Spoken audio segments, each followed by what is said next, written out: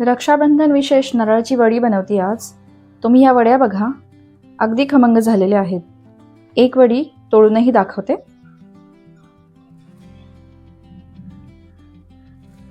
आतमध्ये एकदम रसरशीत आणि बाहेरून एकदम खुसखुशीत झालेली आहे. अगदी 15 ते 20 दिवस ही सहज टिकते. अगदी अचूक प्रमाणात साहित्य सांगितलेलं आहे. किती वेळ कशा पद्धतीने शिजवायचं हे सांगितलेलं आहे. त्यामुळं व्हिडिओ शेवटपर्यंत नक्की बघा. चला तर रेसिपीला सुरुवात करूयात.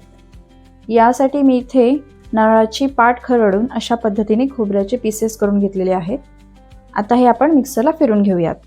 अगदी अर्धा मिनिटासाठी फिरवून घ्यायचं आहे. तुम्ही वेळीवरती सुद्धा खाऊन घेऊ शकता.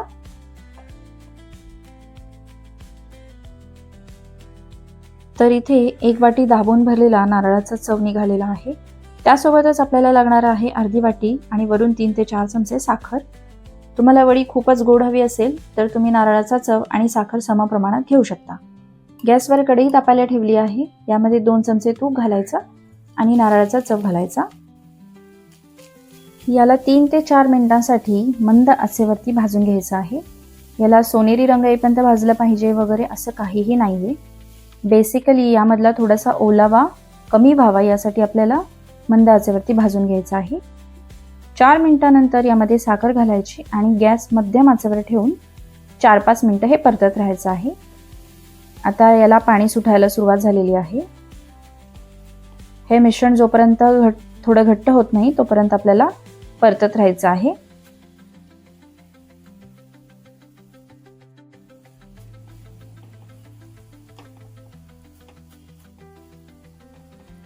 आता मिश्रण थोडं घट्ट झालं.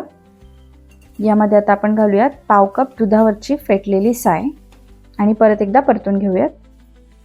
आता मिश्रण परत थोडं सैलसर झालेलं आहे. याला 4 ते 5 मिनिटांसाठी परतून घेऊयात. हे मिश्रण जोपर्यंत कढईपासून वेगळं होत नाही तोपर्यंत आपल्याला हे छान परतून घ्यायचं आहे.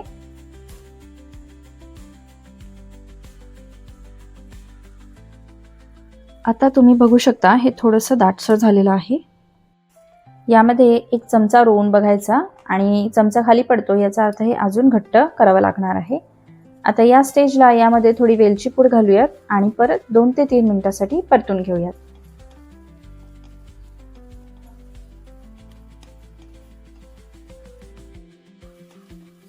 आता एकदम परफेक्ट मिश्रण तयार झालं हे कसं ओळखायचं तर एका बाउलमध्ये हे मिश्रण थोडंसं काढून घ्यायचं आणि मिनिटभरानंतर थंड झाल्यावर असा मऊसूत गोळा होतोय का हे पाहायचं. हे मिश्रण बोटांना चिकटत नाहीये हे समजलं की आपल्या बर्फीचं मिश्रण तयार झालेलं आहे असं समजायचं. आता गॅस बंद करून घेऊयात. थोडं मिक्स करून घेऊयात आणि परत एकदा चमचा रोवून पाहूयात. चमचा स्थिर उभा राहतोय याचा अर्थ हे एकदम परफेक्ट शिजलं आहे. आता मी इथे एक प्लास्टिकचा चौकोनी बॉक्स घेतला आहे आणि त्यावर बटर पेपर लावून घ्यायचा. तुम्ही स्टीलच्या प्लेटला थोडं तूप लावून त्यावर बर्फी बनवू शकता किंवा मिठाईच्या बॉक्समध्ये सुद्धा ही प्रोसेस करू शकता. हा चौकोनी बॉक्स वापरल्यामुळे याला आकार पण छान येतो. आता कढईमधलं सगळं मिश्रण या बॉक्समध्ये काढून घ्यायचं. ही प्रोसेस थोडी फास्ट करावी लागते. सगळं मिश्रण काढून घेतलं. आता असं स्पॅच्युलानी सगळ्या बाजूनी दाबून पसरून घ्यायचं. त्यानंतर मी इथे मेजरिंग कपचा वापर करते आणि हे सगळं लेवल आउट करून घेते. तुम्ही छोटी वाटी सुद्धा वापरू शकता. आता यावर मी पिस्त्याचे काप घालून घेते आणि परत एकदा व्यवस्थित प्रेस करून घेते. तुम्ही काजू, बदाम किंवा गुलाबाच्या पाकळ्या सुद्धा वापरू शकता. आता अगदी 10 ते 12 मिनिटांनंतर म्हणजेच थोडं कोमट असतानाच याच्या वड्या पाडून घेऊयात. आपल्याला हे खूपही थंड होऊन द्यायचं नाहीये, नाहीतर वड्या पाडताना आपल्याला अवघड जाऊ शकतं. त्यामुळे कोमट असतानाच आपल्याला यामध्ये वड्या पाडून घ्यायच्या आहेत.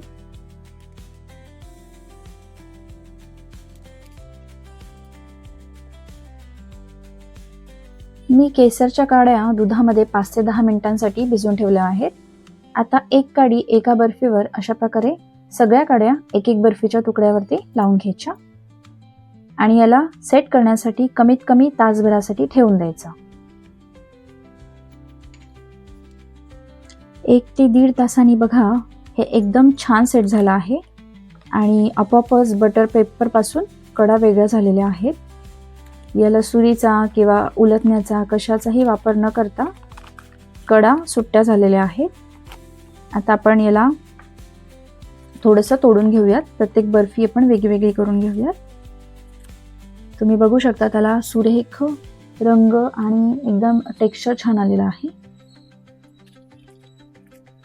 तर सगळ्या वड्या आपण अशा प्रकारे वेगवेगळ्या करून घेऊयात आणि याला प्लेटिंग करून घेऊयात.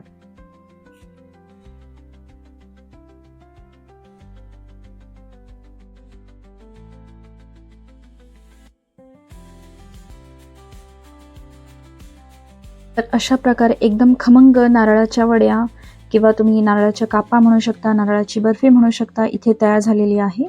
तुम्ही पण यंदाच्या राखी पौर्णिमेला या पद्धतीने वड्या करून बघा आणि तुम्ही हा व्हिडिओ कुठून पाहता आहे हे कमेंट्स करून नक्की सांगा.